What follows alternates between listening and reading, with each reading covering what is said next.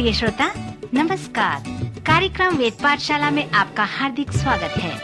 इस कार्यक्रम में हम परमेश्वर के वचन का विस्तार पूर्वक अध्ययन किया करते हैं, जो आपकी आत्मिक उन्नति के लिए लाभदायक सिद्ध होगा।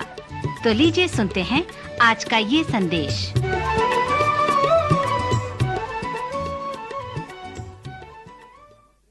नमस्कार श्रोता मित्र, वेद पाठशाला कार्यक्रम में आपका स्वागत करते हैं। मुझे बड़ी प्रसन्नता है कि आप हमारे साथ इस अध्ययन में उपस्थित हो सके हैं। आज हम इस अध्ययन में पुनः उन 66 पुस्तकों पर अपना ध्यान केंद्रित करेंगे और उनसे परिचय लेंगे। प्रायः सभी बाइबलों के शीर्षक में पवित्र शास्त्र लिखा होता है, और जब हम इस पुस्तक को पवित्र शास्त्र कहते हैं, उसका क्या अर्थ होता है? पवित्र शब्द का अर्थ है कि वो परमेश्वर की तरफ से है या वो परमेश्वर की ओर से आता है। इसका उद्गम स्वयं परमेश्वर हैं। यहाँ पर हम जो कहना चाहते हैं वो ये है कि यह पुस्तक परमेश्वर से विशेष रूप से संबंधित है, और यह पुस्तक संसार में एक महत्वपूर्ण पुस्तक है। इसीलिए पवित्र शास्त्र का अध्ययन भी इस संसार में एक महत्वपूर्ण अध्ययन है। और तभी मित्र, परमेश्वर के पास एक संदेश है जिससे वो मनुष्य के साथ संबंध बनाना चाहता है। वे अनेक लोगों के जीवन में चले फिरे, विशेषकर उन 40 लोगों के साथ जिन्होंने परमेश्वर से प्रेरणा पाकर परमेश्वर के वचन को लिखा। 1500 से 1600 वर्ष के अंतराल में इन लोगों ने इन किताबों को लिखा, जिसे आज हम पवित्र शास्त्र कहते हैं। और जिस प्रक्रिया से परमेश्वर ने इन लोगों में होकर कार्य किया, वो था परमेश्वर की प्रेरणा। पौलुस कहते हैं कि यह पुस्तकें परमेश्वर की प्रेरणा से परमेश्वर द्वारा आई। प्रेरणा शब्द का अर्थ है श्वास लेना, और पवित्र आत्मा की सामर्थ्य से परमेश्वर के श्वास ने इनमें होकर कार्य किया कि वे इन पुस्तकों को लिख सके। पतरस इस वचन को इस तरह से वर्णन करते हैं कि हम प्रभु यीशु मसीह के आगमन और उनके सामर्थ्य को जानने के बाद चतुराई का पीछा नहीं करते, पर यह हमारे आंखों देखी बात है। और पवित्र शास्त्र की कोई भी भविष्यवाणी किसी के अपने ही विचारधारा के आधार पर पूर्ण नहीं हुई, क्योंकि कोई भी भविष्यवाणी मनुष्य की इच्छा से कभी नहीं हुई, पर भक्त लोग पवित्र आत्मा के द्वारा उभारे जाकर परमेश्वर की सामर्थ्य से बोलते थे। प्रेरित पौलुस बताते हैं कि जिस प्रक्रिया से पवित्र शास्त्र आया वो था परमेश्वर की प्रेरणा। पतरस बताते हैं कि ये प्रेरणा क्या है। फिर वो कहते हैं, यह संदेश जिन्हें मनुष्यों ने लिखा वो उनकी स्वयं की विचारधारा नहीं थी, परंतु वे परमेश्वर द्वारा उत्पन्न हुए थे।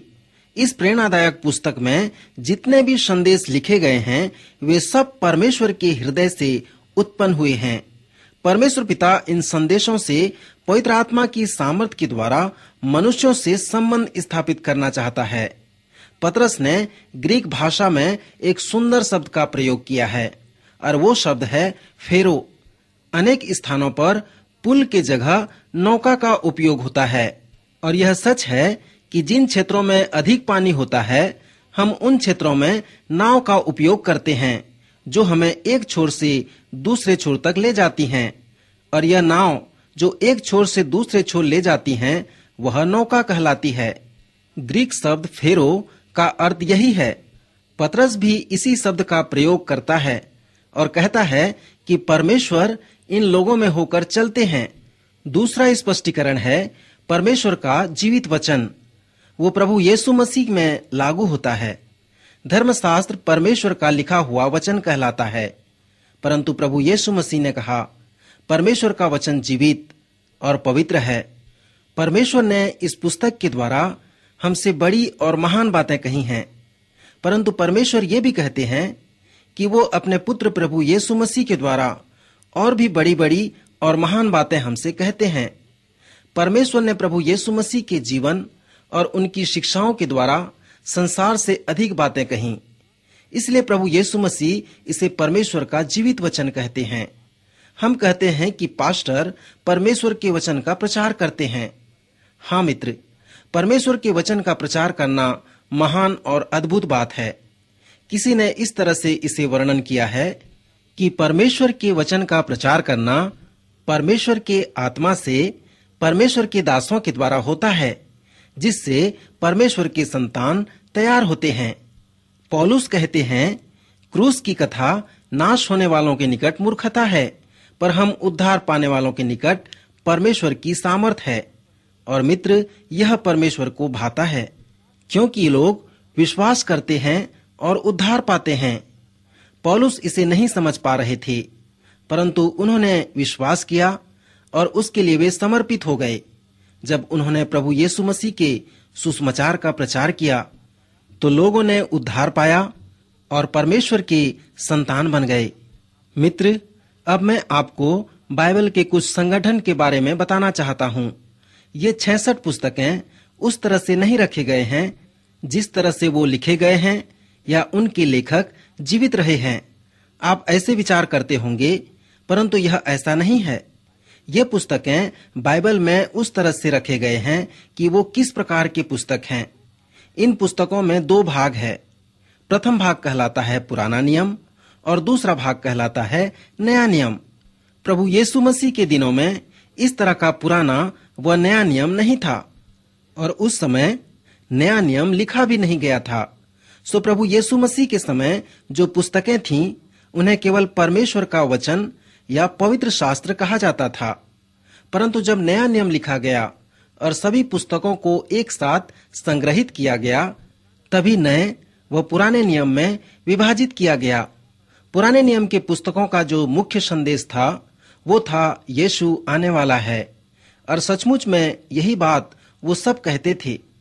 पवित्र शास्त्र के अनुसार प्रारंभ में परमेश्वर और मनुष्य के बीच संगति थी, परंतु परमेश्वर ने मनुष्य को सृष्टि के ऊपर स्वतंत्रता दी थी कि वो अपने तरफ से किसी का भी चुनाव कर सकता था।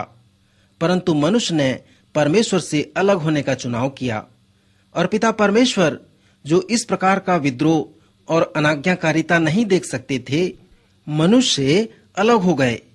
तब से परमेश्वर और मनुष्य के बीच अलगाव है और यही अलगाव की समस्या को पवित्र शास्त्र हमें बताता है। पुराने नियम में परमेश्वर कहते हैं कि क्या तुम मुझ पर विश्वास करोगे जब मैं तुमको इस अलगाव के विषय कुछ बताऊंगा।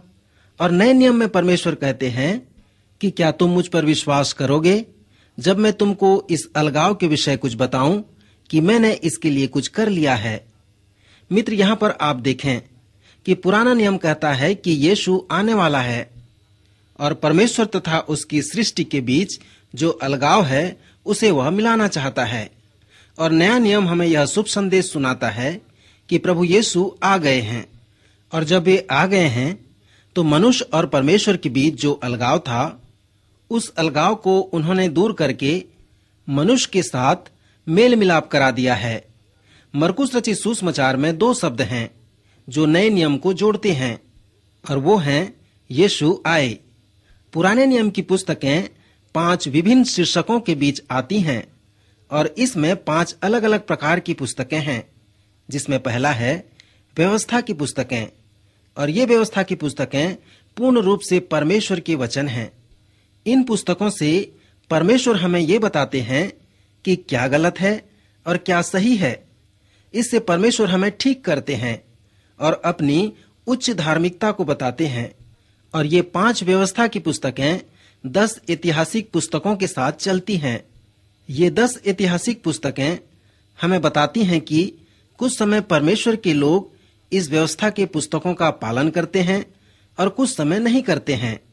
और जब वे उन व्यवस्थाओं को पालन करते हैं तो वे हमारे लिए एक नमूना बन जाते हैं कि हम उनका अनुसरण करें। परंतु जब वे अनाज्ञाकारी होते हैं और उनका पालन नहीं करते तो उनका वो जीवन हमारे लिए एक चेतावनी बन जाता है। ऐतिहासिक पुस्तकों के बाद काव्यात्मक पुस्तकें आती हैं।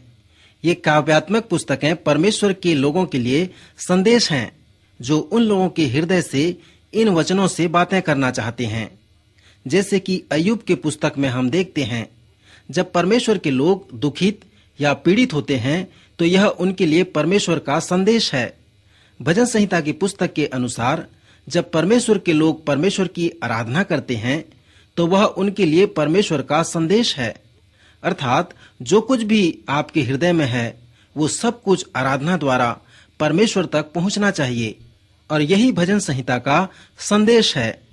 नीति वचन की पुस्तक में परमेश्वर चाहता है कि मनुष्य व्यवहारिक ज्ञान को प्राप्त करे। सभोपदेशक की पुस्तक भी परमेश्वर के लोगों के लिए परमेश्वर का संदेश है। श्रेष्ठ गीत की पुस्तक भी एक ऐसा संदेश है जो उन लोगों को प्रेषित करती है जब वे प्रेम करने लगते हैं, जिसे पढ़ने से दो प्रेमियों के प्रेम गाथा का वर्णन पता चलता है। पुराने नियम में जो दूसरा भाग है वो है नबियों की पुस्तकें। ये भी दो भागों में विभाजित हैं।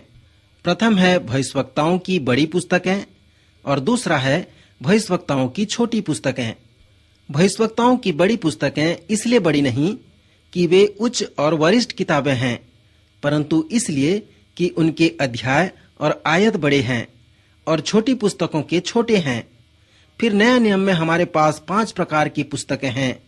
पहला है प्रभु यीशु मसीह के जीवन संबंधित 4 सुसमाचार। इन चारों सुसमाचार में प्रभु यीशु मसीह के जीवन को अलग अलग तरह से प्रस्तुत किया गया है। दूसरा है ऐतिहासिक पुस्तक, जिसे प्रेरितों के काम कहते हैं। तीसरा है पौलुस की पत्रियां और चौथा है सामान्य पत्रियां। नए नियम की आधी पुस्तकें पौलुस प्रेरित द्वारा लिखी गई हैं, इसीलिए आपके पास पौलुस की पत्रियां हैं। फिर हमारे पास सामान्य पत्रियां हैं जो अन्य लोगों द्वारा लिखी गई हैं। 5वां भाग है जिससे नया नियम समाप्त होता है, वो कहलाता है भविष्यवाणी की पुस्तक, जिसे प्रकाशित वाक्य कहते हैं, जो आने वाले दिनों का प्रतीक है। यदि आप इस पुस्तक की बातों को समझना चाहते हैं तो आप पवित्र आत्मा की अगुवाई से इसे भली भांति समझ सकते हैं। इस पुस्तक के पहले वाक्य में लिखा है यीशु मसीह का प्रकाशित वाक्य। सुमित्र, आज हमने देखा बाइबल में जो 66 पुस्तकें हैं वो इस तरह से व्यवस्थित नहीं की गई हैं जिस तरह से वो लिखी गई हैं, परंतु वो किस तरह की पुस्तक हैं उसी के आधार पे वे बाइबल में व्यवस्थित की गई हैं। सुमित्र, आज का समय हमारा समाप्त हो रहा है। उपस्थित होने के लिए धन्यवाद। कृपया कल के कार्यक्रम में उपस्थित होने के लिए योजना बनाएं और संसार के इस महत्वपूर्ण पुस्तक के महत्वपूर्ण अध्ययन में बराबर उपस्थित होवें। दूसरों को भी इस कार्यक्रम में आमंत्रित करें जो परमेश्वर के वचन को जानने की रुचि रखते हों। प्रभु आज के वचन से आपको आशीष दे।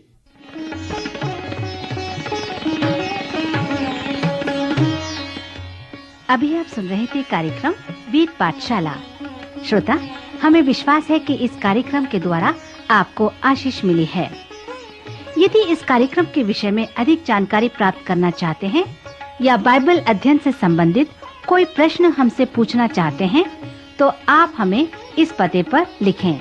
हमारा पता है कार्यक्रम Ved Pathshala, Vishwavani, post box number 731, Faridabad 7, Haryana.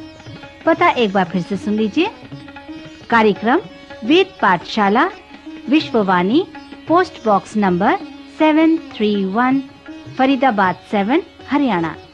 तो इसी के साथ आज के कार्यक्रम का समय यहीं पर समाप्त होता है। अगले कार्यक्रम में आपसे फिर भेंट होगी। तब तक के लिए हमें आज्ञा दीजिए। नमस्कार।